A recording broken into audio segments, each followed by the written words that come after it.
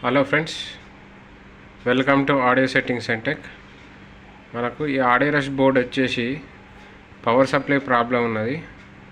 ఈ power supply problem నేను చేశాను. ఇక్కడ లూజ్ కాంటాక్ట్ ఉంది, యాంపియర్ సరిపోక లూజ్ కాంటాక్ట్ ఉంటే నేను ఐసీ అనేది చేంజ్ చేశాను.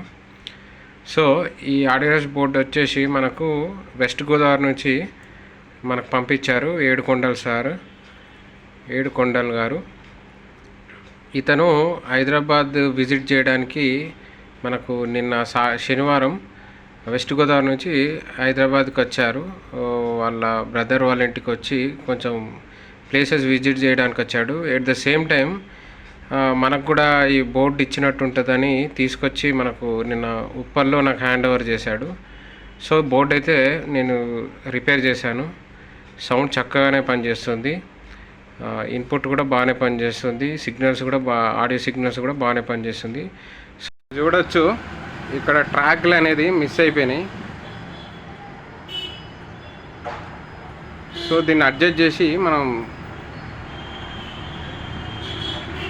ట్రాక్స్ అయితే కలపడానికి ట్రై చేస్తున్నాం.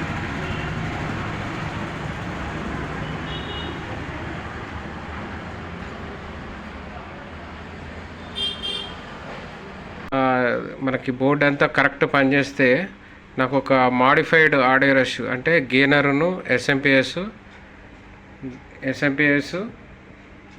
ఇది ఈ బోర్డు ఇది గెయినర్. సో ఇవన్నీ వచ్చేసి నాకు బాక్స్ ఇలా తయారు చేసేయమని చెప్పారు.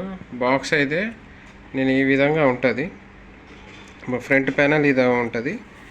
ఇక్కడ వచ్చేసి ఆడియో రష్ అనేది ఫిక్స్ చేస్తాను. ఇది చూడొచ్చు మీరు.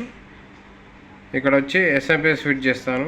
ఇక్కడ వచ్చేసి మనకు గెయినర్ బోర్డు వస్తుంది. ఇక్కడ ఆర్సిఏ సాకెట్స్ వస్తుంది. బ్యాక్ సైడ్ కూడా చూడొచ్చు.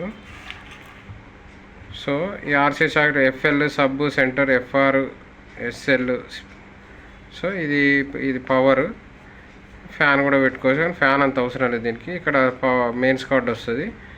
ఈ స్పీకర్ది కూడా మనం పీసీబీతో మూవ్ చేయొచ్చు, ఎందుకంటే ప్రీయాంప్ కాబట్టి స్పీకర్స్ అనేది ఏముంటుంది. ఓకే ఫ్రెండ్స్, మనం మొత్తం నేను ఈ బాక్స్ అనేది తయారయ్యాక మీకు మొత్తం నేను ఈ మాడిఫైడ్ ఆడియో రష్ ఎలా ఉంటుందో మీకు చూపిస్తాను.